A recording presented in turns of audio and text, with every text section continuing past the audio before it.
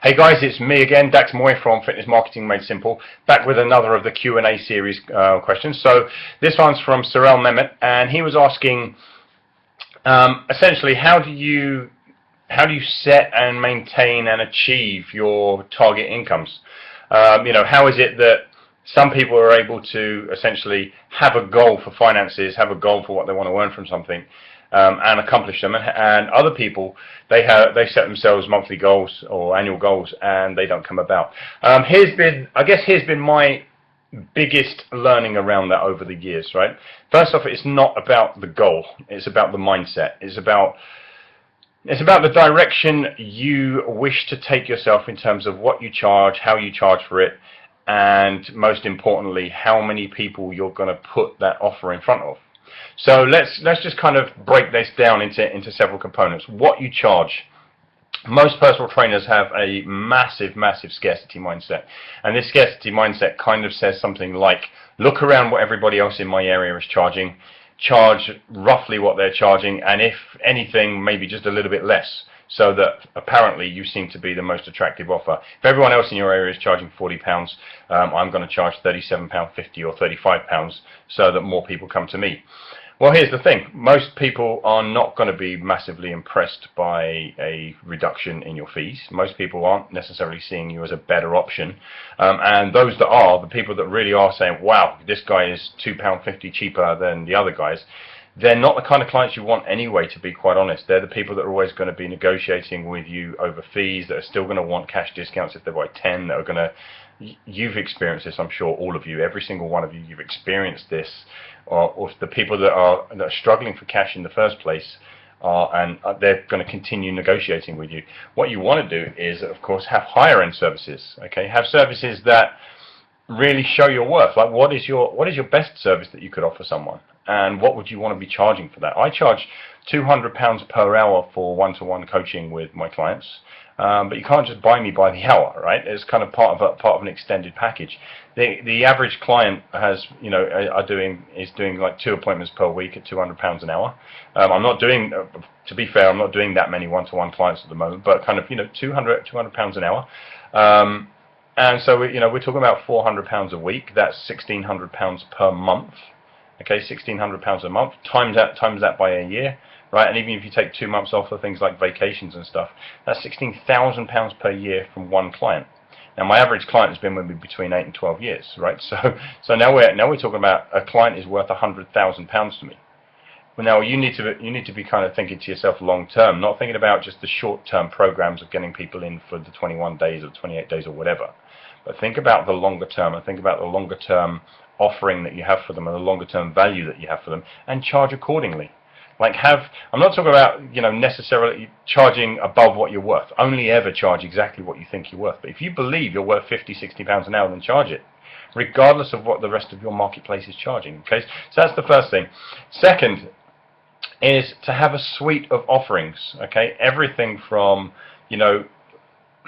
in my business, I have everything from £17.99 cookbooks that accompany the elimination diet, and even if we only sell 1 or 2 of those a day, right? One cookbook, £17.99 times an entire year, 365 days. I think it's coming out at something like £3.5 grand. Okay, it sits at about the £3.5 grand point. That's one cookbook. I have 3, so there's a minimum of 10 grand guaranteed income. That's without me doing anything. That's without me trying to create a lot of interest in it. It just comes off the back of people opting in for the elimination diet. They are in an autoresponder, and the autoresponder tells them that we also have cookbooks for them, right? So, what could you put in as an entry-level offering that you could offer out to your clients? And again, not where you're ramming it down their throats, but where you're quite simply setting up an autoresponder when they first come in. Could you do this for your... No, I'm not just talking about people on your main list. I'm talking about for people who are clients. Get them onto a list and let the list do the selling. If you're really uncomfortable selling, let your kind of autoresponder do the selling. Just keep reminding people of what's available to them without ramming it down their throats. So not every single email that comes out. So in my case, we have about a 5-to-1 ratio. 5 messages will go out that are of some really good content, and 1 message will go out saying, hey, don't forget you can buy X. Next, what's the rest of your suite of products, right? So you've got your cookbook or your low-end offering. You've got something else. What's the something else? It might be a mini course. Maybe it's a 28-day home study program of something, right? And you guide them through it, and maybe you're only charging £99 for it, but you sell just 10 of those per month. Now you've given yourself a £1,000 per month pay increase, right? And if you've given yourself a £1,000 a month pay increase, we're talking about a £12,000 a year pay rise. That's quite a lot of money, don't you think? If we're talking about, we can then extend that out again. You could have live in-person courses. Okay, what about getting 8, 10, 12 people in a room and charging them, £197 for 6 weeks on your particular brand of weight management course or life coaching course or whatever it is, right? So let's say it's 10 people, 6 weeks, £197. There's another £2,000. Okay, so in that every 6 week period, you bring in another £2,000. Okay, what about public talks? Yeah, I think you can see where I'm going, right? Most trainers, they just look to their primary offering. They say, I am a trainer, or I run a boot camp, and out of my training and my boot camp, I'm underperforming financially. I want to get more. So the first thing they look to is, how can I get more clients? Okay, there are more ways for you to earn more money than just seeking more clients. There are a lot more ways for you to earn more money, and I've just described a couple of them. Right? If the simple act of, I put together, my cookbook went together for about $100 US. Okay, so I put it together for $100 US, and even the base level, it earns me £3,500 per year if I do nothing with it. That's just one cookbook sale per day. Now imagine what your life would be like if you suddenly had an extra £3,500 floating around each year. No more struggling to go off on vacations and take time off, or be worried that, damn, I can't close the boot camp down and go away on holiday because there's no one to cover it. Well, you've kind of cut. That's the whole point of having your suite of products. You've already covered it.